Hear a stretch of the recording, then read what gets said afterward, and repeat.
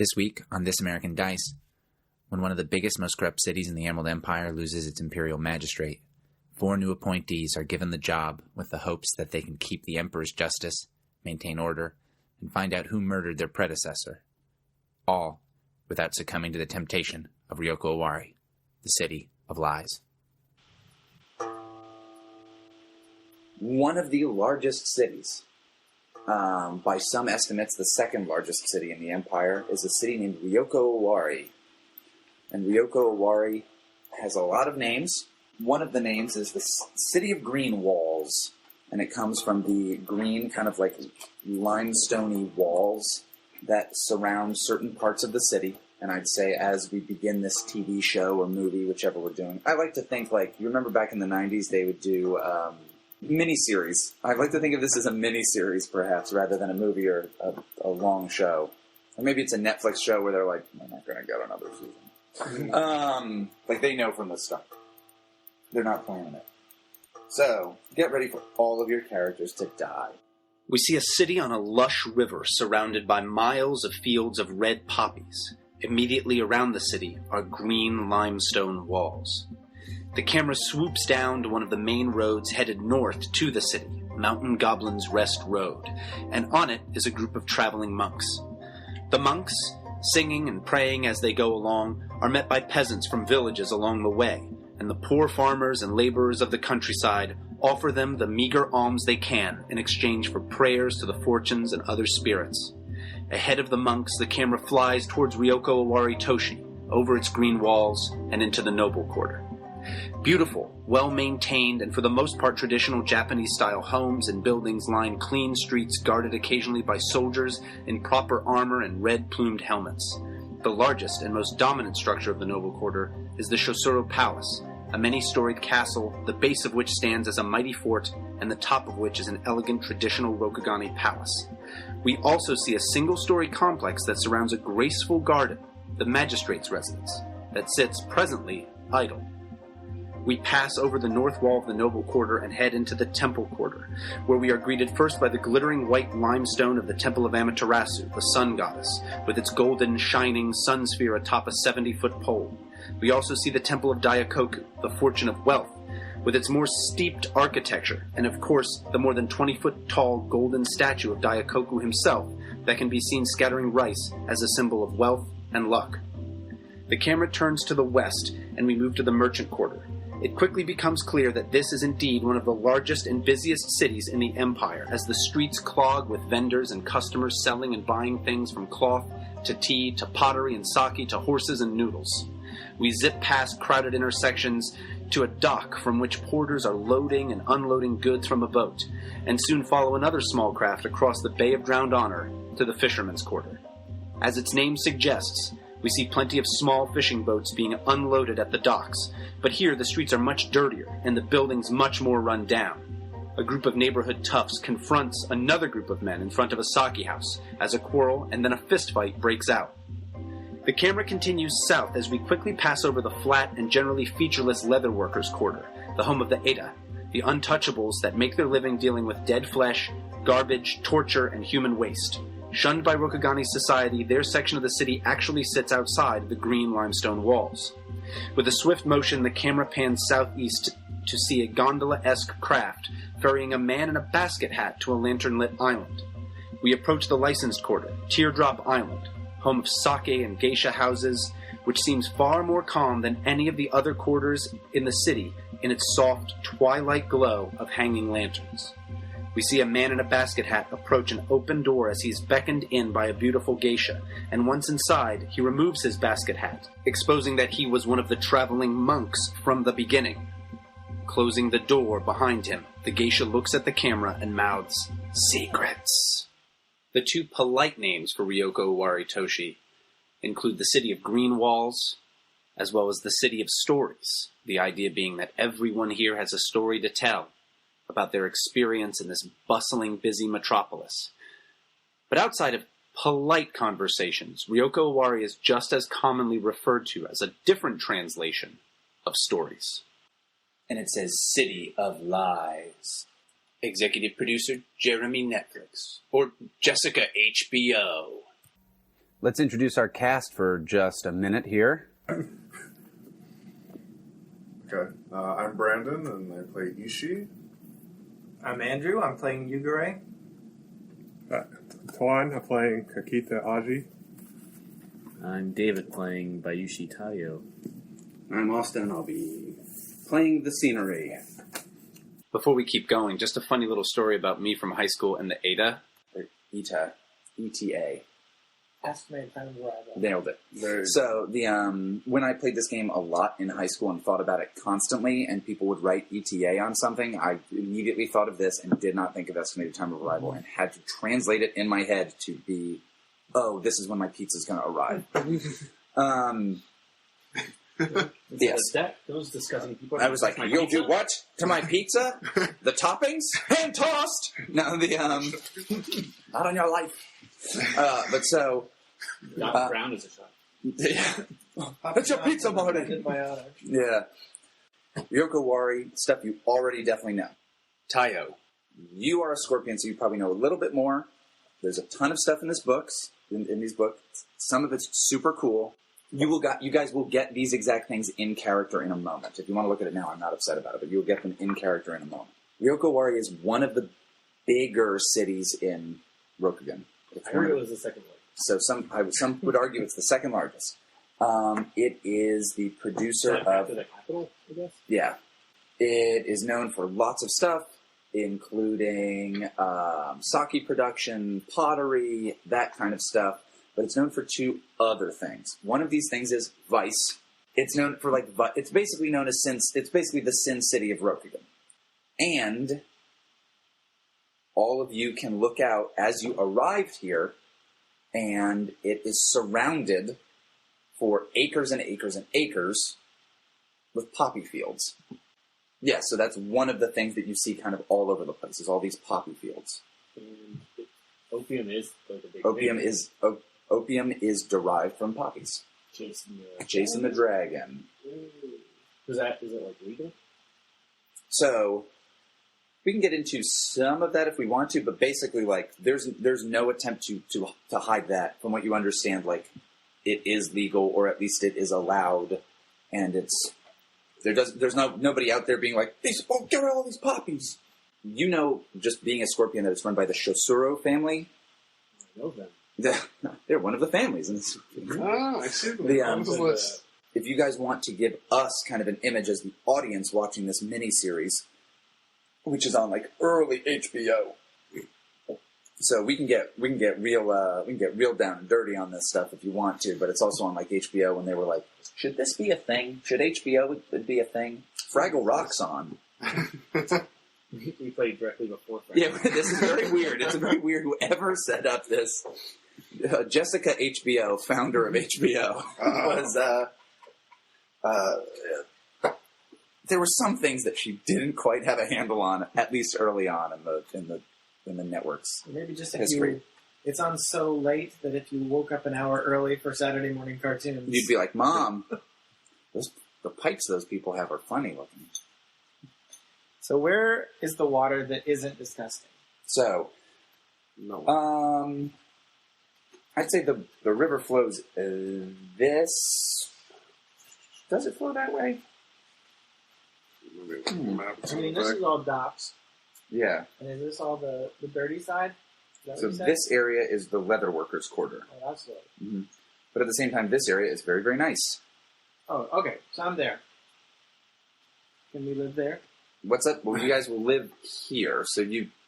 But we could have you guys coming to the city. We could have you guys like encountering people in the streets or that kind of thing.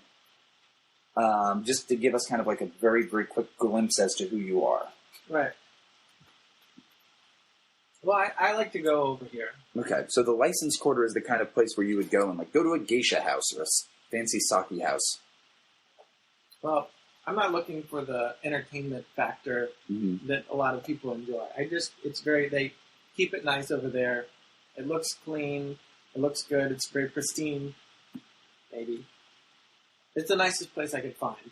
So I like to go over there, sit, watch the river and the nice scenery, relax, and write. Okay.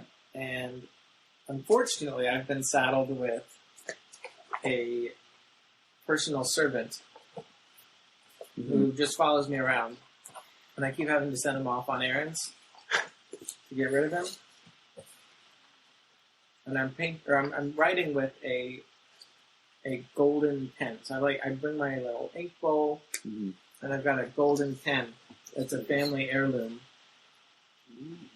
So I'm just like sitting cross-legged in the grass by the water, relaxing. And they're just people people come in and out of the geisha houses, and they're drunk on sake. It's mostly just Yugare relaxing and writing and trying to tune out all of the distractions of the bustling city that is not at all his speed. I just like a bald guy, kind of muscular, but not super bulky, and he's... Does he have a lot of tattoos? Calm looking.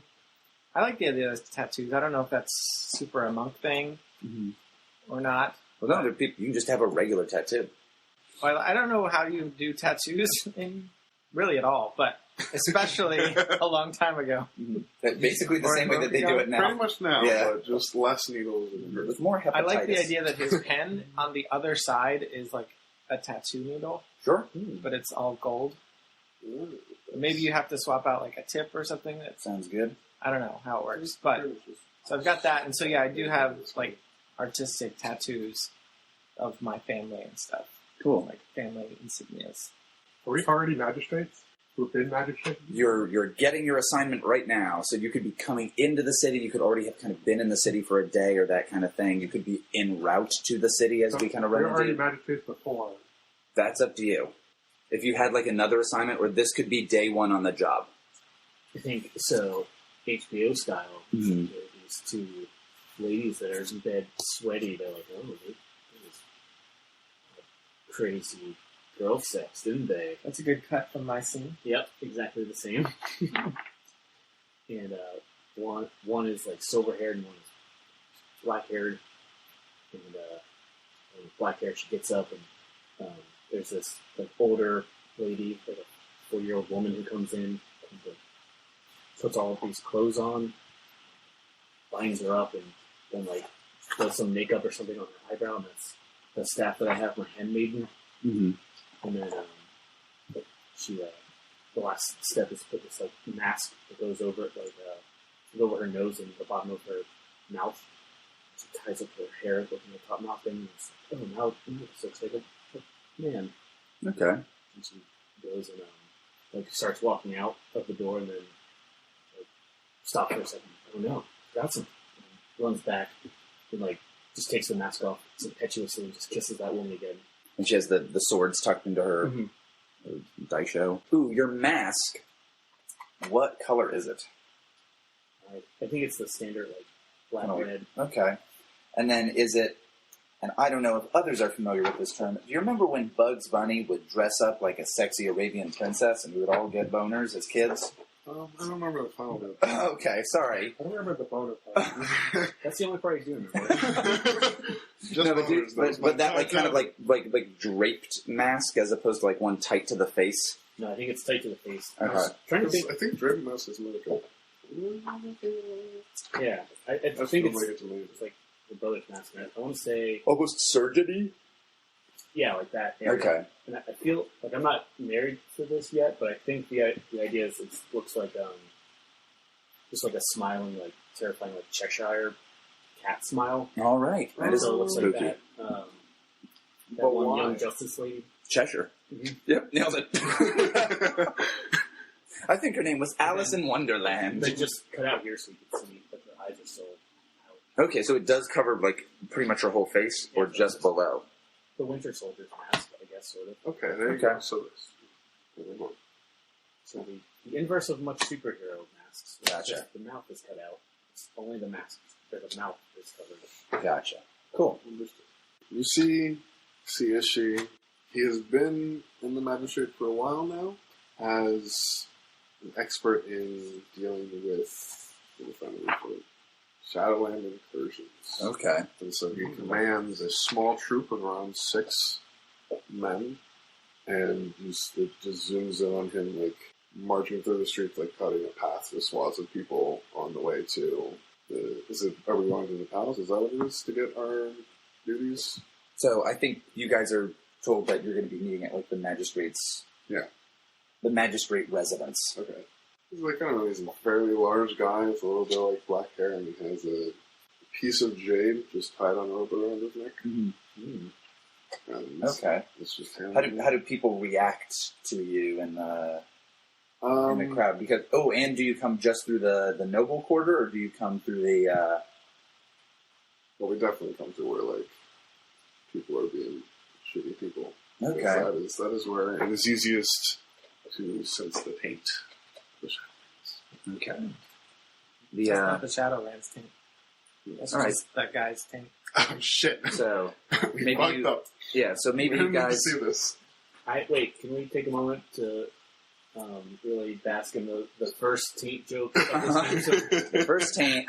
There will be The brushing I off of the promise. taint, which hopefully will not get too well worn, as that can. Thanks, Andrew. You started it. the ceremonial first taint joke. Oh, hold on. Ring the taint bell. Ring the taint bell. Oh, yes. I wasn't in whatever campaign you guys were Like the taint, Brandon's the one who said taint, so it's not my fault. like the taint incense. All right. I'm gonna blame you for this. Now cue that little girl we hired to be a hilarious Southern belle who says taint. Oh, taint. Oh, her taint costume is beautiful. I know. When you were like, we nailed the stitching. You know the expression, stitch and taint is 9:30. I didn't know I did this much I would say response. I'm sorry. All right. So, Jesus. I'm trying to think of how the hell you guys would get over there. So you guys would probably, it would make the most sense for you to probably come up this road, but if you came this way through the Fisherman's Quarter, that could work out too. So, You could just approach from a different direction. yeah, and you didn't necessarily have to have come from Crablands if you've already been in Emerald Yeah, Magistrates. I've been in So then sure, you come through that way, and you kind of are going to head down through the Merchant's Quarter and then into the Noble's Quarter. But there's a lot of hustle and bustle down there. You're getting kind of mixed. You're getting kind of there's a lot of people who, just the physical presence of you, and especially if you come in with other people, it definitely moves people out of your way. You're not encountering any kind of like resistance to that. But you feel that there's like whisperings and that kind of stuff. And so like everybody's kind of moving out of your way. You come in, you can tell like, oh, people are definitely like intimidated by you, but there's something up. Oh, that's no good. At least that these commoners have to say. It's no good. Come on. Did you say what you look like? Too? Oh yeah, that's right. But we know you're big, you have short black hair, Yep, short black hair. you're probably laden with weapons. Just a ton of weapons, heavy armor. He literally looks like every video game character. Yeah, There's it's just I have 17 guns on me right now. Pretty much. I don't know why. 4 weapons. Don't It check the seems tank. I got one strapped there. Toan, how about Kakita Aji? Yeah, I'm gonna walk out of an opium den. The cagey smoke. So does the opium den look like real gross, or does it look like a fancy like? It's fancy. I got money. I'm praying. All right, nice. I can read no shit. You're like, Yeah. No shit all the damn touch with this one. I don't look like a stoner. Hippie stoner. Because my hair is like combed, it's long and white. I'm taking notes of some other places that I want to come visit later. okay. Do you think you're in the licensed quarter as well, where like a lot of these like really upscale geisha houses and places like that are? Yeah. Okay.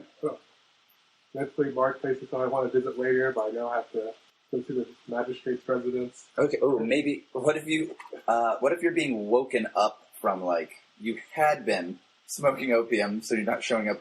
It's 420 blazed out of my mind, bro. So, but instead, like maybe it's like the next day, and you're like kind of like preparing after the thing, or are you like straight cloud of smoke coming right on out? Oh, you had like your big night last night or something like that, and now you're kind of waking up and kind of getting ready. Oh yes. The girl was on like a vendor. Cool, I like that. Okay, but everything's very nice. This isn't like I woke up in a dive bar. It's like, oh, my suite at the Ritz. I woke up and like, oh, Shit. my cocaine is all over the floor. Except it's the other direction of a drug. So I called the front desk for a wake-up alarm. yeah. Oh yeah. That's maybe what we see as like a servant like making noise just loud enough subtly to wake you up. But the point of like when you wake up, they've already like you could hear the door close and there's already stuff like for you there, and you kind of like get your shit together. The big thing to notice is when you're outside in the license quarter, there are a lot of people who wear those basket hats to kind of obscure their identities. Do I have to put my basket hat on? Oh yeah, you got to put your basket hat on. Before I leave, go ahead. It's supposed to hide shame or conceal identity. Yeah, it's supposed to kind of conceal identity. Yeah, But you do see some interesting things. Most of the buildings here are like the same style that the other buildings in Rokugan are, the nice houses. There's one, you can very clearly tell it's like a geisha house that's like very, very nice and like exactly what you would expect like the geisha house to be. And then you look down the street and there is a building that looks not at all in the style of Rokugan. And It's a Pizza Hut. it is a Dairy Queen. No. And it's wintertime, and there's a blizzard, motherfucker. It's almost in like a Western style, the way this looks. Maybe with like almost like a Spanish-y style roof to it, which is not too far off and too different, but it's like it very much stands out. And it's also pretty tall. And just for the shit of it, to make things kind of dramatic and get a lean in, there's a woman who, like, you see through maybe a window or something like that, kind of like looking off in the distance, and you just catch her for a second. And rather than rice paper windows or that kind of thing, it has these glass windows. And for a second, you're like, weird, that's a blonde lady. Not a woman with white hair, but like a blonde woman. Yes, yeah. Oh, yeah. yellow hair, right? Yeah. Charlize Theron? Yeah, Charlize Theron is... Actually, there's a picture of this woman, and Charlize Theron would do very well to play this woman. Yeah, and there's just a white lady with blonde hair. And you're like, oh, shit. So, now that we've kind of introduced all of us... Is she, like, watching us, or is it just the camera? No, like, I think she, like, looks out over at something and then kind of goes away, so you're like, oh, we just notice her for a second. Are we all racist? Kind of. It's definitely a more closed society. What about our characters? Well, what other tattoos do you guys have? You guys have the magistrate's residence. Could somebody crack that open and read the entry for the magistrate's residence for me? According to Kumachi's travel guide, this stout yet graceful residence serves as the home for the local Emerald Magistrate. The view from the front is imposing and stern, but it masks an interior garden reserved for the magistrate and his guests.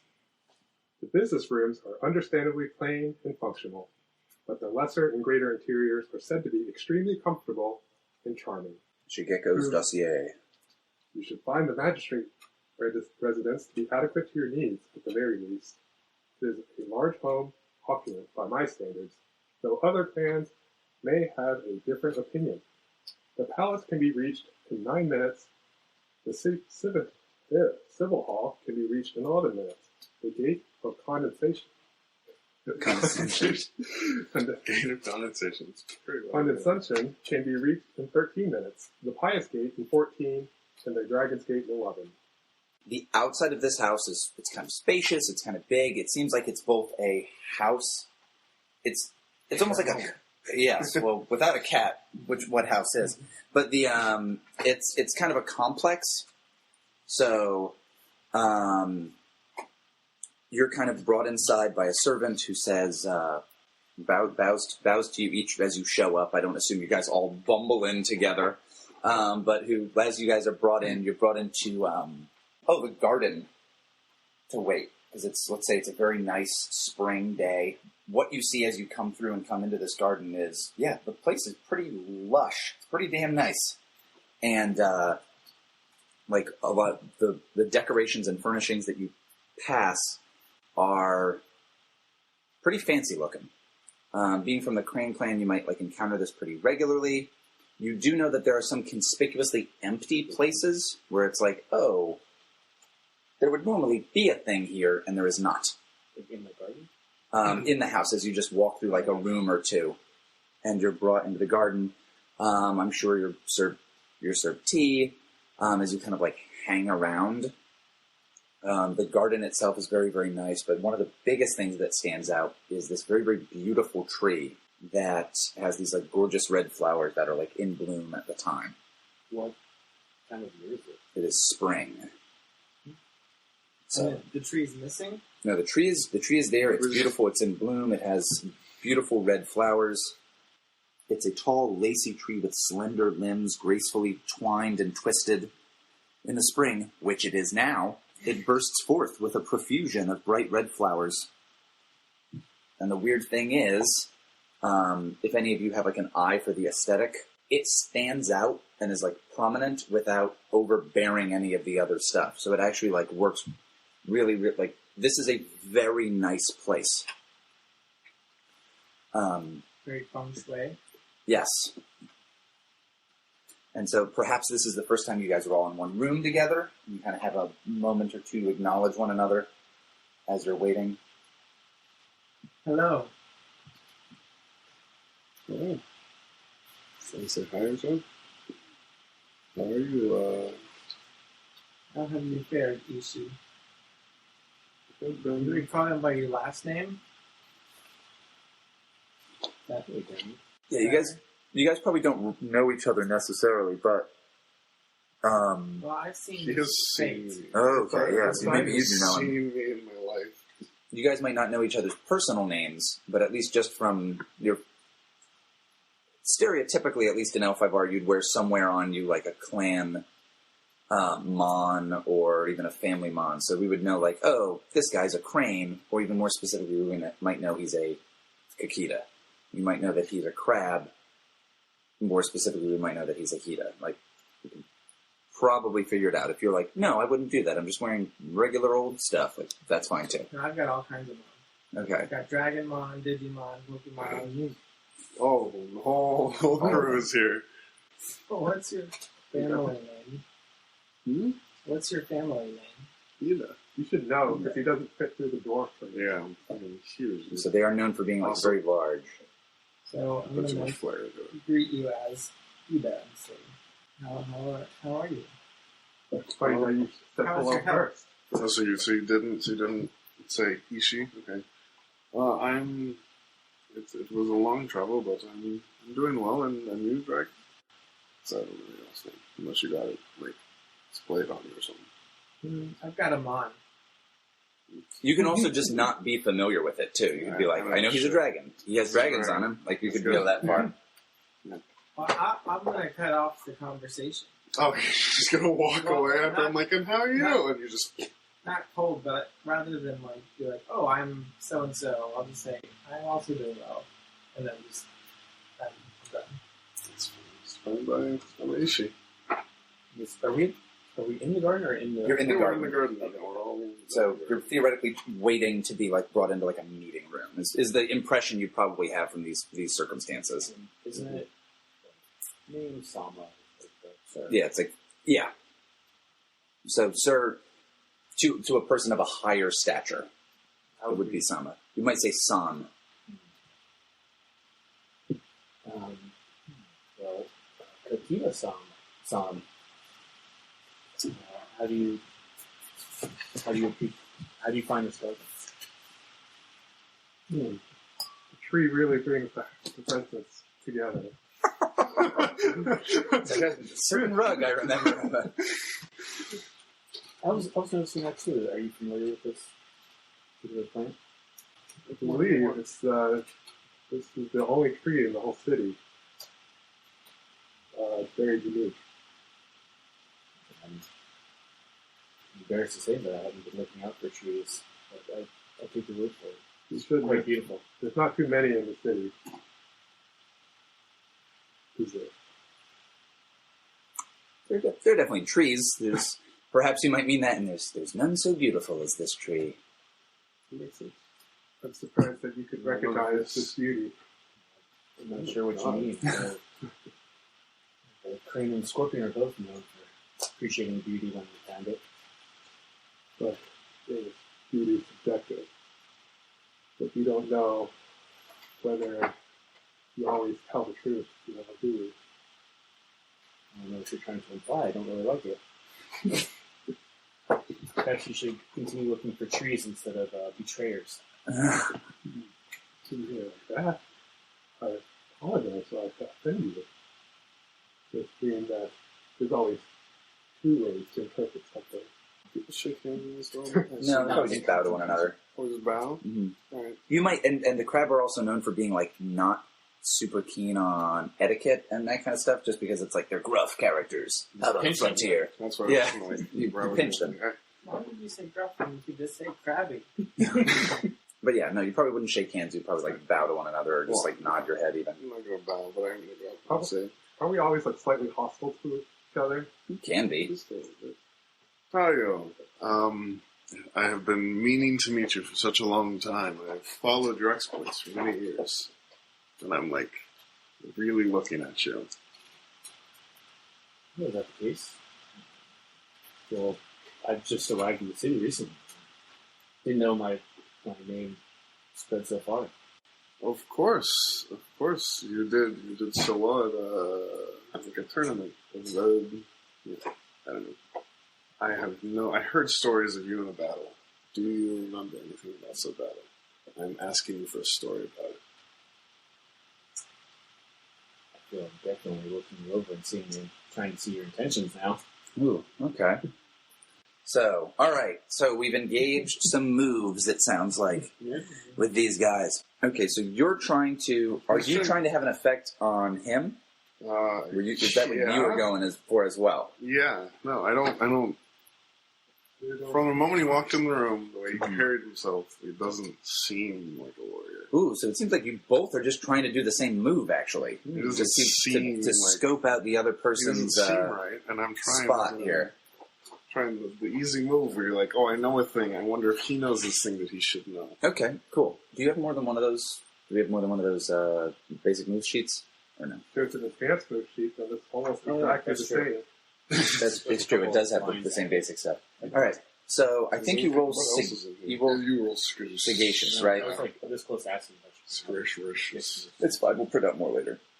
So yeah, when you read a person's motivations and actions, roll plus sagacious. Mm-hmm. So why don't both of you just go ahead and roll that sagacious? Your wind, your air. Did those dice just happen to be on top? It's really trash roll. Ooh. 7. Oh, you did get a 7? Wow. Yeah, I got the lowest I could possibly get. Mm-hmm.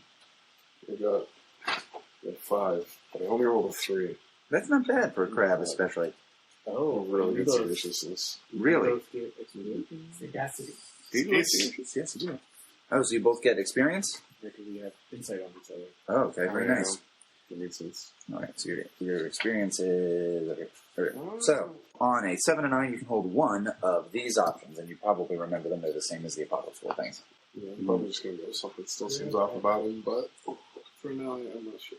I have one that I've thought about adding to the read a situation roll of what is proper.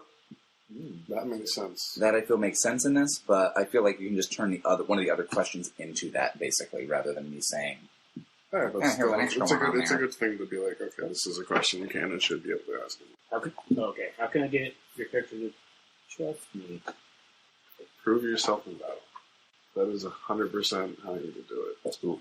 That's all I need you to do. Prove yourself in battle. Sorry, that's not the answer I was hoping for. Sorry. That's what I like. Crabman likes what he likes.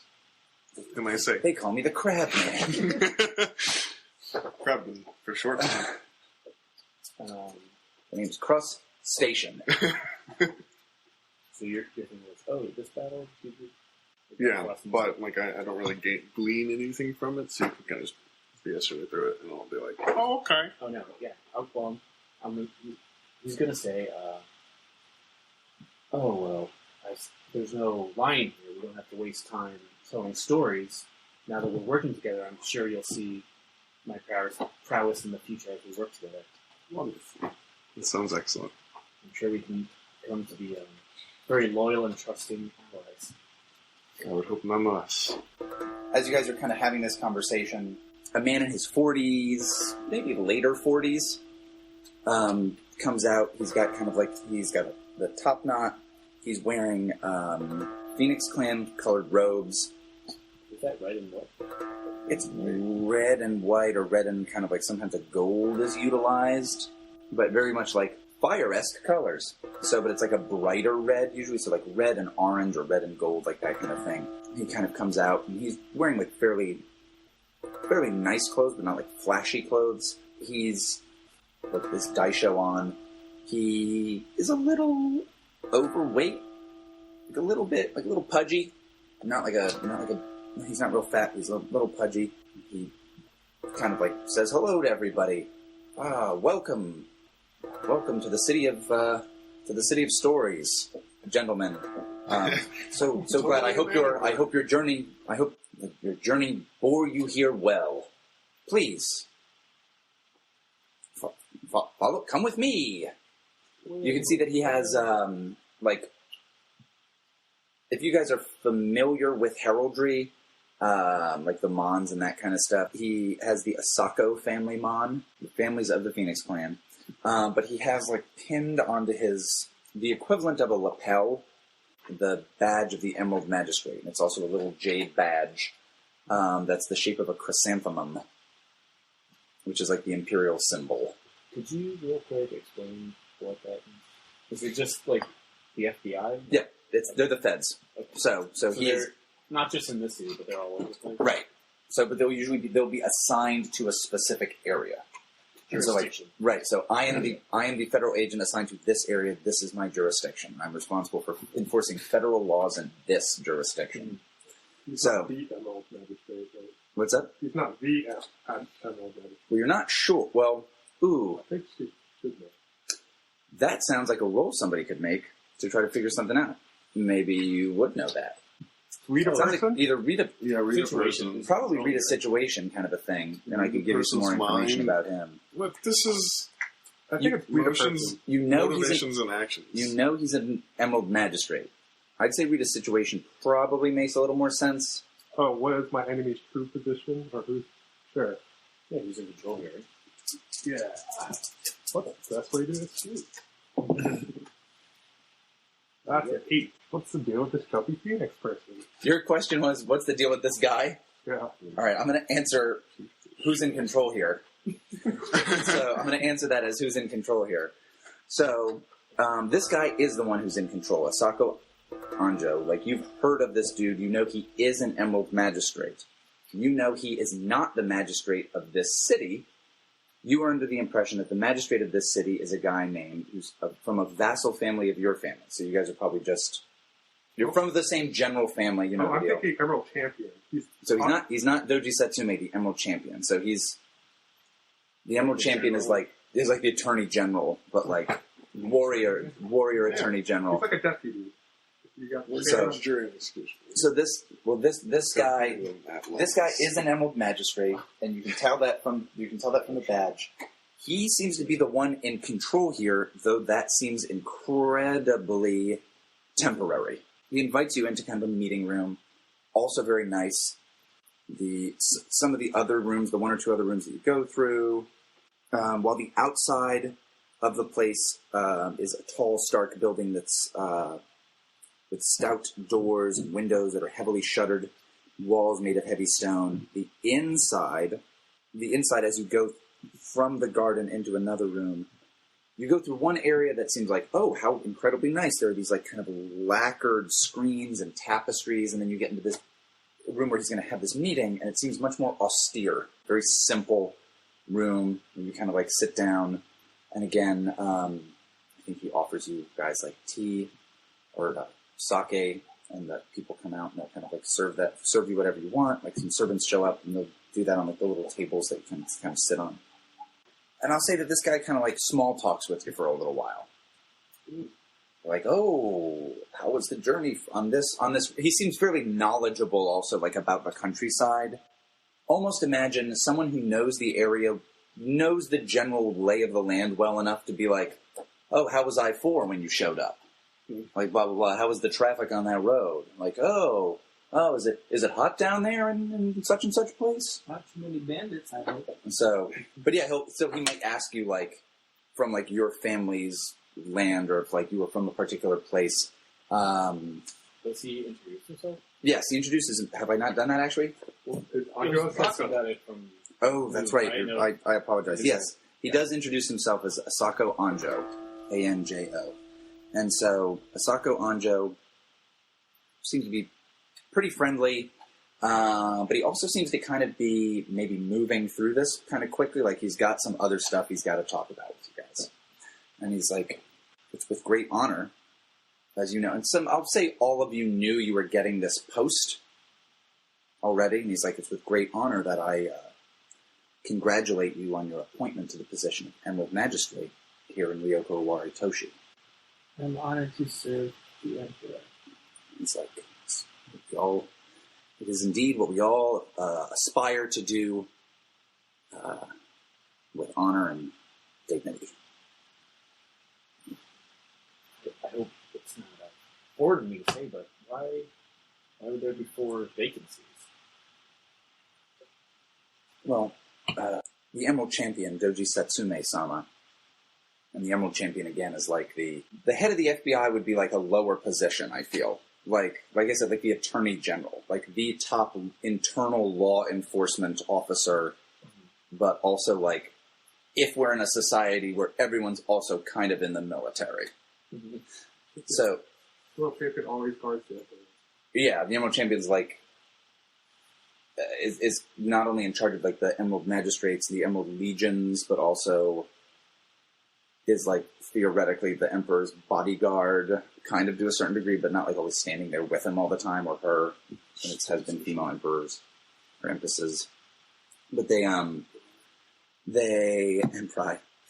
That's plural. No. But so he says,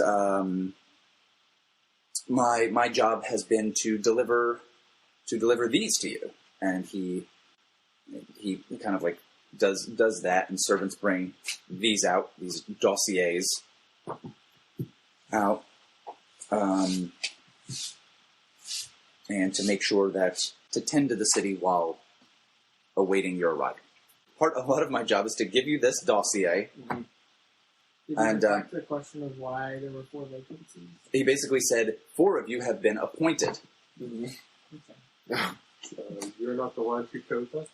He says all appointments come from Satsume-san.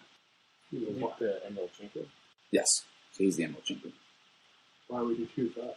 I think he raises an eyebrow just for a second and says he's not shared his reasoning with me, but Satsume-sama he's a skilled tactician, an honorable man, and the hand of the Emperor's justice. I can imagine any choice that he would make would be beyond my. Yeah, he basically kind of says the equivalent of like that's above my pay grade to a certain degree, like not so flippantly, but It's not unexpected that he has heard of you.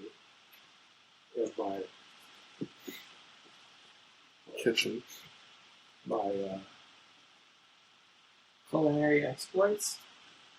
my exploits, my achievements. There you go. That's the way. he's like, well, Aji-san, this position is one that is the most honorable and glorious position indeed, to be an instrument of the Emperor's justice. How can we serve the Emperor now? Yes. Well, you have your charter to enforce, which I've included in this dossier. I've also taken the liberty of putting together 3 sources to provide you information about different festivals, customs in the city, celebrations, important people in the city, important places, including from Matsu Shigeko, a former magistrate here, as well as a more contemporary account from the more recently released memoir of a prominent socialite in the city, Shiba Shonagon, and for background information, just a history as well. But you'll find that all in the dossier. And he pats like another copy that, I don't know, probably wouldn't have another copy. No, there's 4 of you. He doesn't need one for himself. Why would he? Yeah. That's somebody else's copy. Implied what we're doing here, which is just like becoming the Yeah, we're the lawman. FBI. It sounds like you're trying to read either the situation or the person. Yeah, I guess the situation. But Sounds good. Roll those bones. which bones? Ooh. Here's some bones. What do I plus it? So sagacious. Sedacious. Unless you have a The air? special. Yes. I got a total of 6. Ooh. Total of 6. I think that you just ask it. Mm-hmm. Do you think that would be like, so what do you want us to do? Yeah, All right. I guess. And I think that eyebrow that had been cocked at him a little bit before, really kind of turns over to you. And, ooh. Yeah. I think it just kind of makes you look foolish to a certain degree. And I think you take 1 face. The important thing is you don't get 6. So it's just basically social damage. Yeah. Where it's so in front of your peers, you've looked like, I don't know I got that. what's going on. I Yeah. didn't know why they were. Yeah. If you lose I got that more roll than there. 3 phase, you get an experience. There you go. So he says, well, I'm sure you can read through the charter to find the specifics of your jurisdiction and responsibilities, but there are some important things that, yes, you must deal with. And I guess perhaps it bears saying specifically that chiefly amongst one of your duties is determining what happened to Ashidaka Naratokai, who you know is from the Crane clan. He's from the same family you're from, actually, the same larger family. Naratokai? That was the guy right before us. His name was Yes, Nari, Nari Tokai. He died. Toki. Basically, Kakita. The same family Aji is from. He's from a specific vassal family within that. So, in the same way that all of you are probably from some specific vassal family, so he might just call him that. And he said, unfortunately, unlike Matsu Shigeko, his predecessor, you're not coming in due to his retirement. So I think he said something like that. If you're if you say something like that, he'll do kind of the same and say just discovering the truth of what happened to him is obviously an important thing. Any assault on an Emerald Magistrate can be considered an assault on the Emperor himself. Certainly something that can't be allowed. Murder of a Emerald Magistrate is something that is very much to be considered a priority. And again, there's more information on the specifics in the dossier itself. How long ago has Nori... How long ago did that occur? Let's just say it was only So, yeah. 25 minutes You ago. didn't see him get killed on the street in front of the house. Let's say it happened a few months ago. I'm sure we could get the more specific thing down, but no more than 2 months ago. Your predecessor was murdered. Is obviously one of the things you've really got to look into. Since you've been in this position, using your strength, do you know, have you learned anything with your considerable wisdom in your time? That more details of the murder? Did you put them all in this dossier? Yeah, and he'll basically just say that they're in there. Yeah, They're in there. Stop asking questions. Well, no, Please. And later on, we can go through all that stuff that's in there, and we can do it as if we were talking to him, almost if there's something that's unclear that's not in there. But he basically says everything I have found and reported to Doji Satsume is in here. I've left nothing out that I know.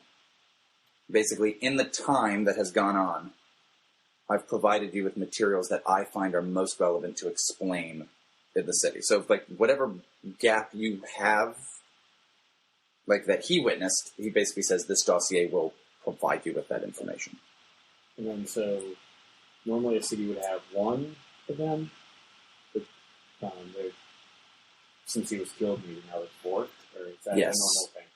Satsume-sama, I could probably, yeah. You guys know Emerald Magistrates.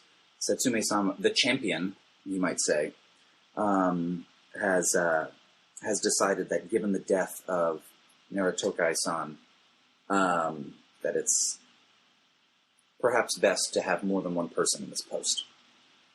Withdraw. Cookie. So, he was, ooh. Since they said 4, I'm assuming he was a great samurai. He was a skilled. Just says why. Yeah, he was a skilled man who held this job honorably for several years. It was almost universally respected. I'm sure whatever Kerr committed this crime is beyond the grace of honor. Respect in the city not be worthless. It sounds like you're pushing out another read a person role with this dude. Yeah. Go for it.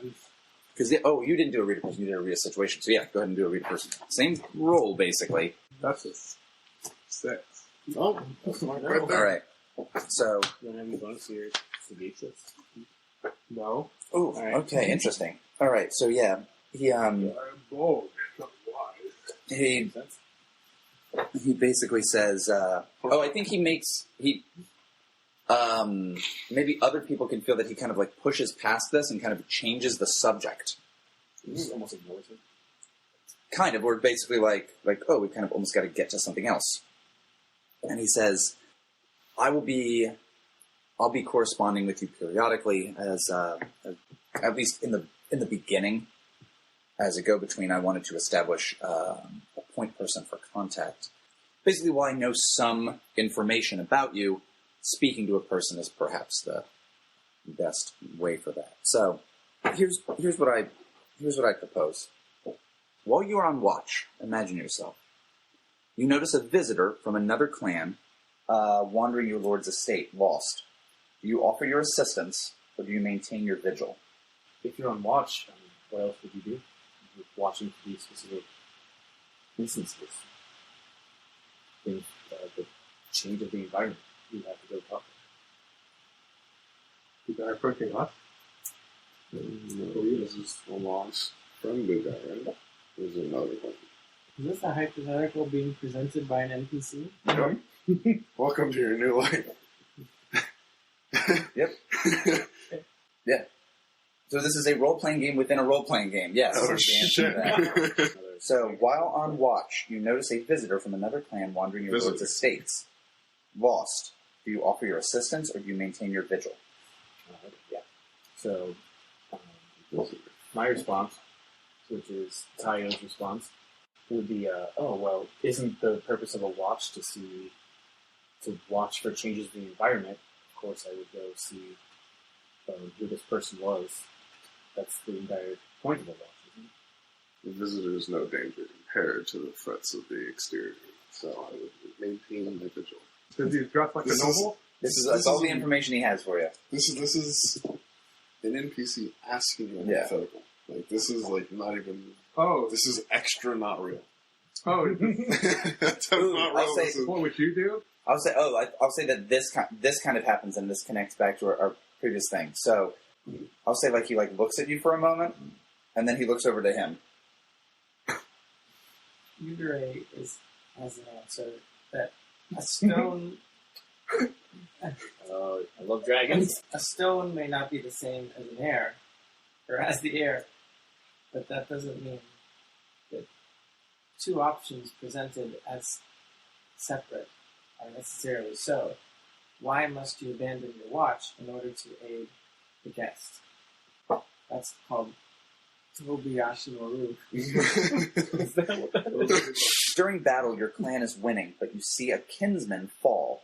You are carrying the clan's war standard. Do you let it drop to the earth so you can save the life of your brother, or do you stand firm to uphold the name of your family? This is a very good question. Of course, I must drop it to save the life of the clansman. Ooh, maybe not say it like that, bro. With a C. Let's see that. Okay, we're good. Never let your standards fall. Duty and loyalty are sometimes more important than your family, especially ones who knew what they were doing their duty. So of course I would have to continue on my post with my task. There would be time for shedding tears later. And I'll say, in general, he seems to be posing these questions and thinking over the answers, and he's not posing them to a particular person in a particular order. We fight to protect our family and our friends. Why would we abandon them? When they're most in need. Sorry, just floats so mad. But letting the standard touch the ground brings great dishonor. Should never let it fall. Your clan is meeting with a rival ambassador. Her clan has recently broken a truce with your own. Do you show the ambassador the respect her station deserves, or do you criticize her openly for her clan's traitorous deeds? Respect is like a placid lake. When you have calm in your heart, you treat others kindly. When you lash out in rage, it is a reflection of your own inner turmoil. A steady boat sees water much more clearer. I have to agree with my colleagues. I think that showing your stance and position to a possible enemy would just be a show of weakness.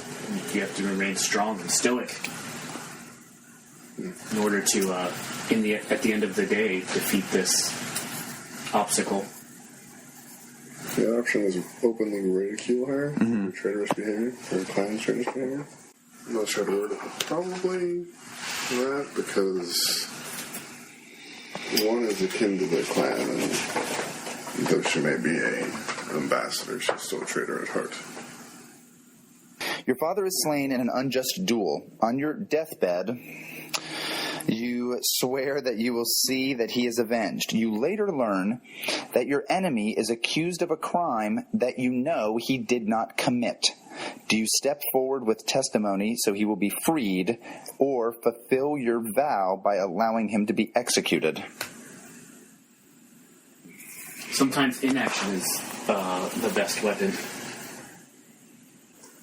An unjust duel can beget an unjust deed. So, yes, I'm not going to do shit. You're going to what? Not going to do anything. I bring dishonor to my own tongue when I use it to deceive others. I'm not going to lie about it. That's fine. I'm going to exonerate the guy. Do you step forward with testimony so he will be freed? Yeah, because thou must be kept. Exactly. So I'm the only one who did. That'd be honorable. Right. Well, this is the pragmatic view. What did you say? Thou must be kept, so they're all staying silent. Except for me. Only 3 more. You learn that a farmer has been setting aside rice from his taxes to feed his starving family. Do you report the theft to your lord, or do you forgive the farmer and help him feed his family? Get that boy. So, I have to figure out how to word it. So, you got to mark it down. Well, if this farmer is allowed to take more than he's rightfully allowed, then it should be my duty, or I would then be expected to give every farmer more than they need, and we would all starve. So, of course, I'd have to tell the Lord. A farmer unjustly oppressed by his lord will no longer provide for the safety of our entire empire. That crap thing hard. That farmer wouldn't need to steal to feed his family. Or a good farmer wouldn't need to resort to stealing. Oh, cold sons of bitches. You, right? No. I let him keep the grin. Oh, okay. Because this is... Oh. I thought you were saying the opposite. No, I was saying the Lord was unjust in his taxation because the man could not feed his family. So the Lord was unjust. And if all the farmers are dead, then there's nobody to provide for the strength of the empire. I would. As in so many words. My duty would force me to report the farmer. I would do my best to feed his family instead. Your forces have been overwhelmed by a superior force. You are the last samurai standing. Do you attack so that you can join your comrades in death, or do you flee so that someone might live to report the attack? The duty of a corpse doesn't help anyone. Wars are not decided in a single battle, so I flee. I will not abandon my duty to fight. I will pray to the spirits that my people will be warned. All right, the next one, unfortunately, is the longest one. You are ordered to deliver an urgent message. You come across a battlefield where your lord's forces are struggling against a hated enemy. You notice that your clan's general has made a grievous tactical error. If you ride out to tell him, your forces will surely win. So if you warn him, your forces will win, but your lord's message will not be delivered in time. Do you join the fray or hurry to fulfill your promise? Well, if I had the wisdom to make the decision to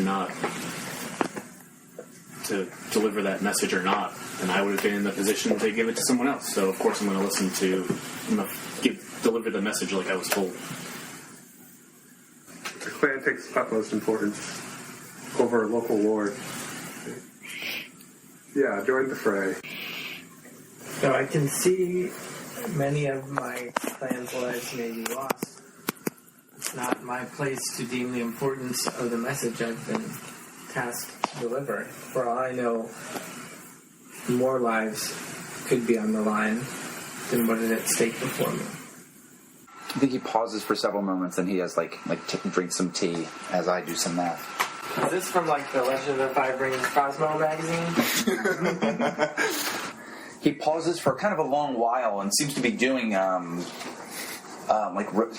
doing some reflection, and he maybe closes his eyes and says, "You'll find a lot of useful information in this dossier that I prepared for you on behalf of the Emerald Champion.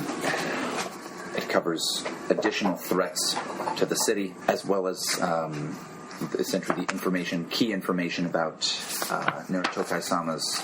I think he refers to him in some other honorific that I don't know to reference a person who's dead, the late, like the equivalent of that kind of thing, as well as I've said, important and some of the more colorful figures mentioned previously.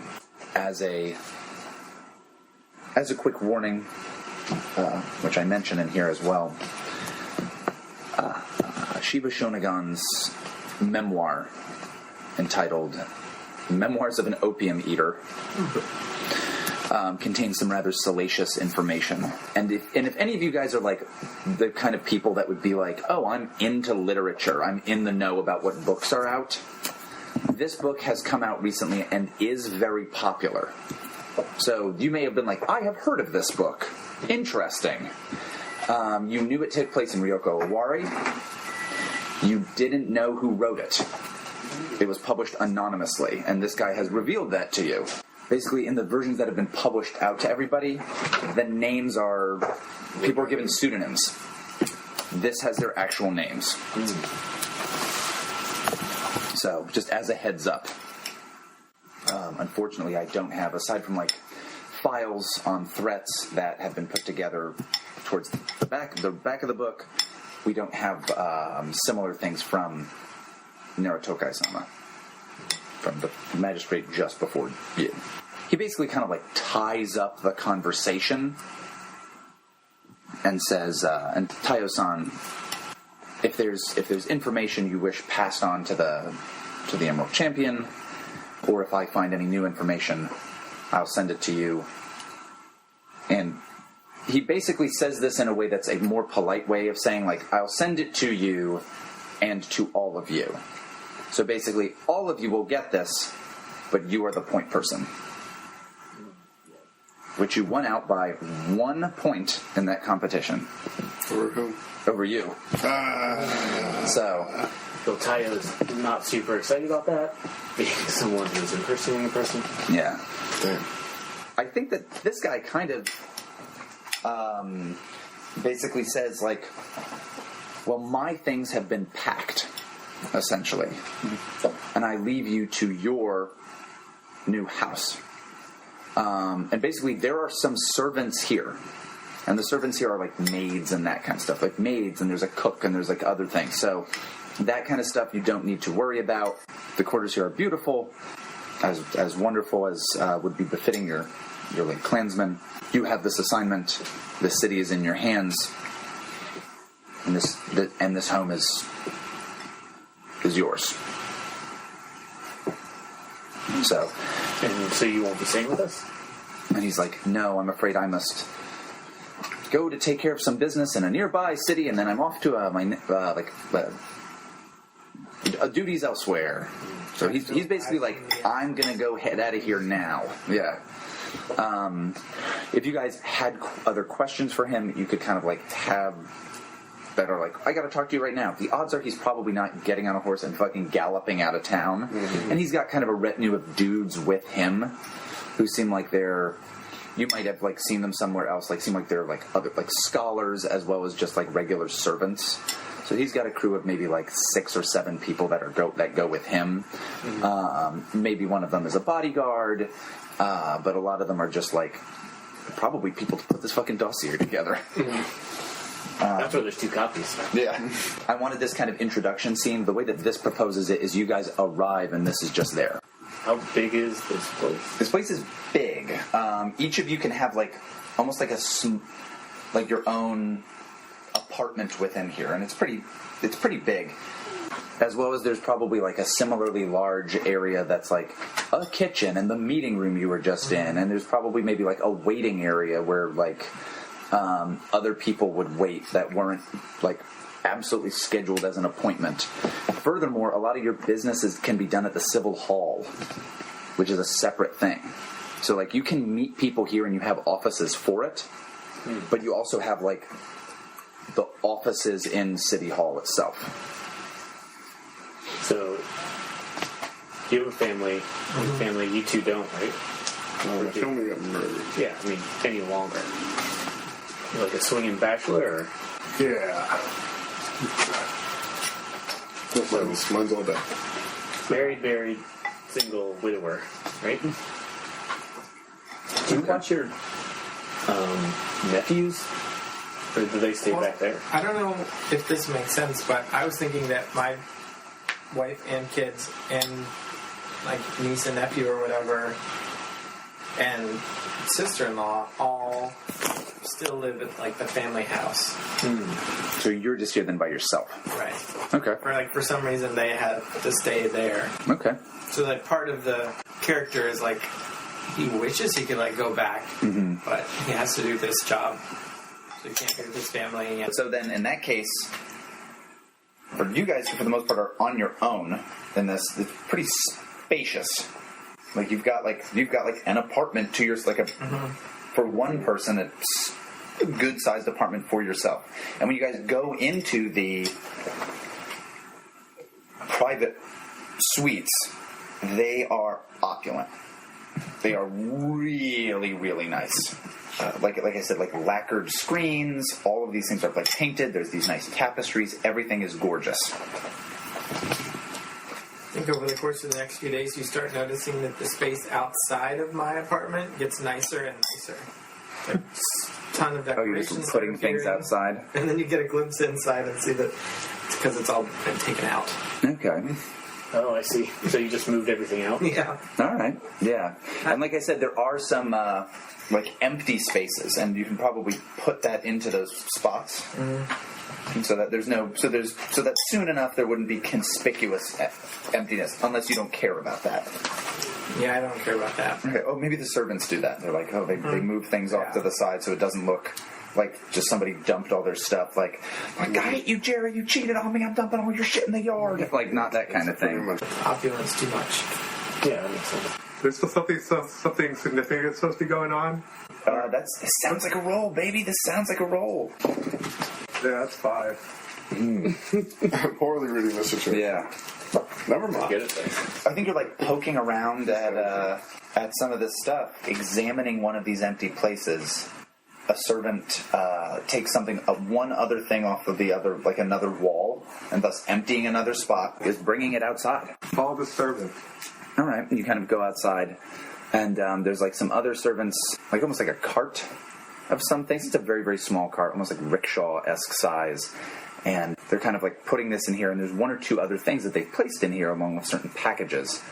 And sitting on the cart is a noble woman who's dressed pretty nicely, but dressed in mourning clothes. Hello. You Narutoki's wife? She introduces herself, and she's like, oh, so sorry. Still in grieving for my husband's passing.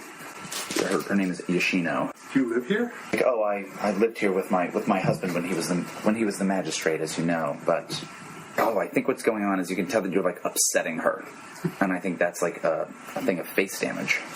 Yeah.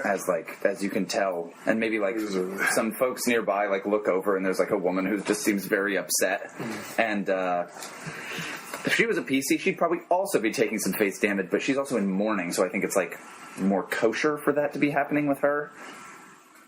So she's wearing probably like, in Japan, like white is the mourning color, so she's like wearing white, maybe wearing like a veil kind of a deal. I think she's a woman who is in her like middle 40s, but she, is definitely like seems to be kind of getting upset.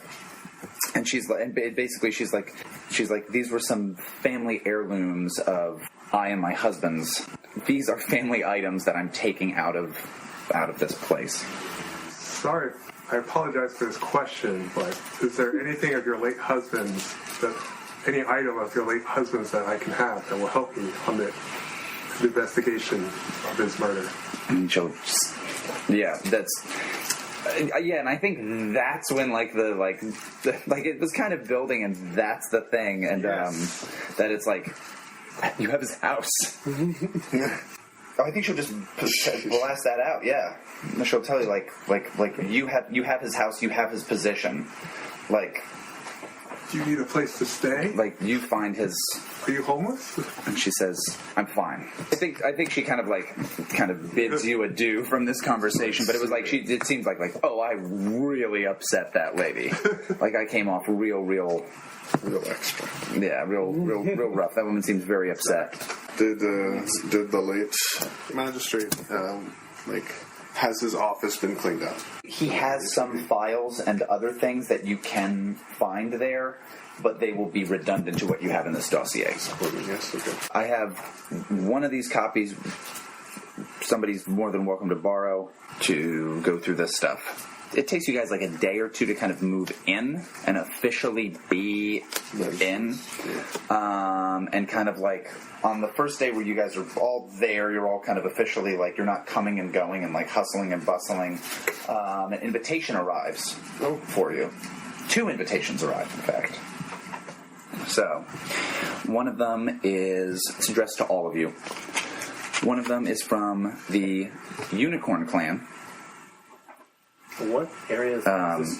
This is a Scorpion City, but I will say you did notice, and it's not a difficult thing to notice, that there are a good number of Unicorn Clan samurai in the city.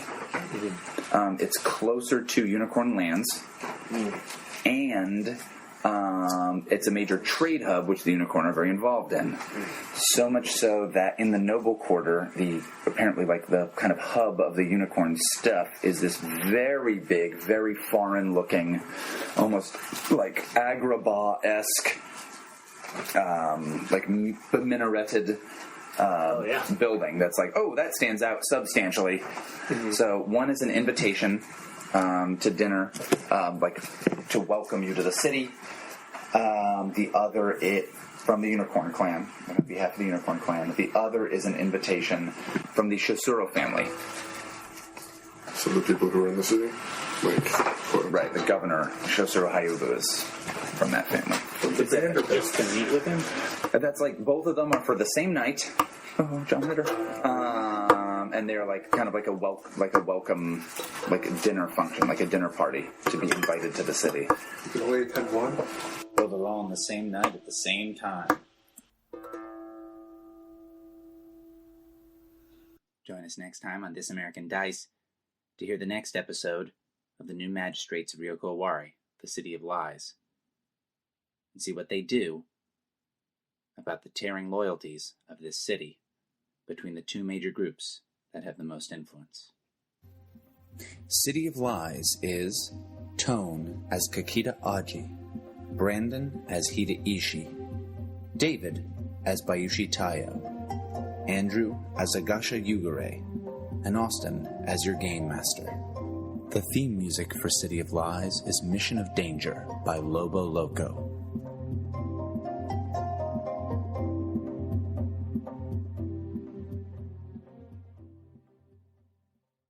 This American Dice Ryoko Owari City of Lies uses the City of Lies box set by Greg Stolz, published by Alderac Entertainment Group.